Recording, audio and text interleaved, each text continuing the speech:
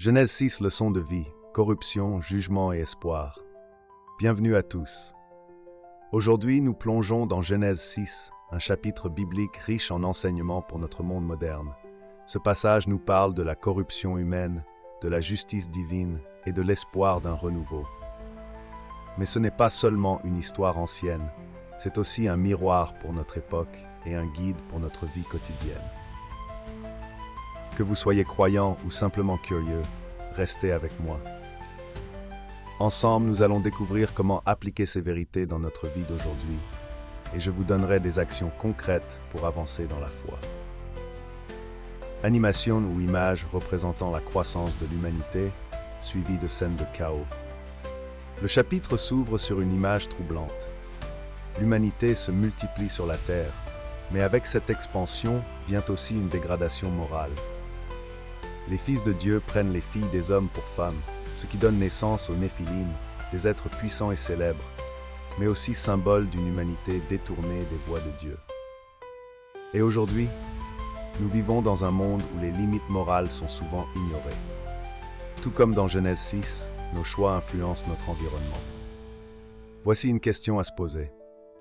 Comment nos décisions respectent-elles les principes divins?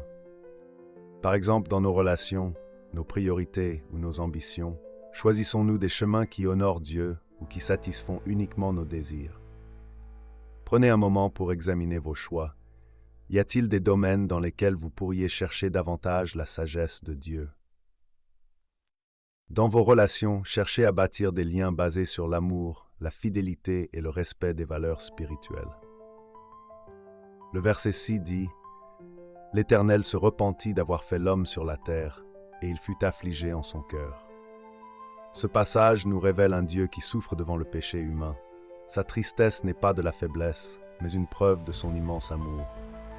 Voit la méchanceté constante des hommes, et il décide d'agir pour restaurer la justice. Nous aussi, nous vivons les conséquences de nos choix. Parfois, ces conséquences sont le résultat direct de nos erreurs. D'autres fois, elles viennent du désordre général de notre monde. Mais ce passage nous rappelons que Dieu n'est pas indifférent au mal. Il intervient toujours pour restaurer et corriger.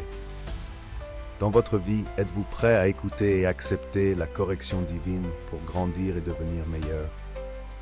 Prenez un moment chaque jour pour demander à Dieu de vous montrer les domaines où vous devez changer. Cela peut être un comportement, une pensée ou une attitude. Méditez sur le pardon de Dieu. Même lorsque nous tombons, il est prêt à nous restaurer si nous venons à lui avec sincérité. Au milieu de cette corruption, un homme se distingue, Noé. Le verset 8 dit « Mais Noé trouvait grâce aux yeux de l'Éternel ». Noé est décrit comme un homme juste et intègre qui marche avec Dieu. Lorsque Dieu lui ordonne de construire une arche gigantesque pour survivre au déluge à venir, Noé obéit sans hésiter, même si cela semble fou aux yeux des autres. Dans nos vies modernes, être comme Noé signifie choisir de suivre Dieu, même lorsque cela va à contre-courant de la société. Cela peut être dans vos choix de vie, dans votre foi, ou même dans votre manière de traiter les autres. Demandez-vous, suis-je prêt à obéir à Dieu, même si cela semble difficile ou incompréhensible? Connaissez une décision ou une situation dans laquelle Dieu vous appelle à obéir. Cela peut être pardonner à quelqu'un, aider une personne dans le besoin ou prendre du temps pour la prière. Comme Noé, choisissez d'agir avec foi, même si vous ne comprenez pas tout le plan de Dieu. Genèse 6 n'est pas seulement une histoire ancienne, c'est un guide pratique pour notre vie aujourd'hui. Voici 3 grandes leçons à appliquer dès maintenant. Reconnaître le péché. Le mal n'est pas une fatalité. Prenez conscience des actions ou des pensées qui s'éloignent de la volonté de Dieu et tournez-vous vers lui. Acceptez la justice de Dieu. Dieu agit toujours pour notre bien. Parfois, cela implique des corrections qui nous permettent de grandir. Soyez prêts à accepter sa discipline avec foi. Comme Noé, marchez avec Dieu dans l'intégrité et la confiance, même lorsque c'est difficile. Chaque jour est une occasion de vivre selon ses principes. Avant petit, un acte de bonté, un moment de prière ou une décision courageuse pour rester fidèle à vos valeurs. Merci d'avoir exploré Genèse 6 avec moi aujourd'hui. Maintenant, c'est à vous de jouer. Abonnez-vous à cette chaîne pour découvrir comment appliquer les enseignements bibliques dans votre vie quotidienne. Laissez un j'aime si ce message vous a inspiré. Cela aide la vidéo à toucher plus de personnes.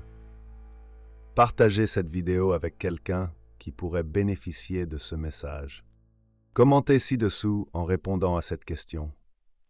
Quelle partie de Genèse 6 vous a le plus marqué et comment allez-vous l'appliquer dans votre vie?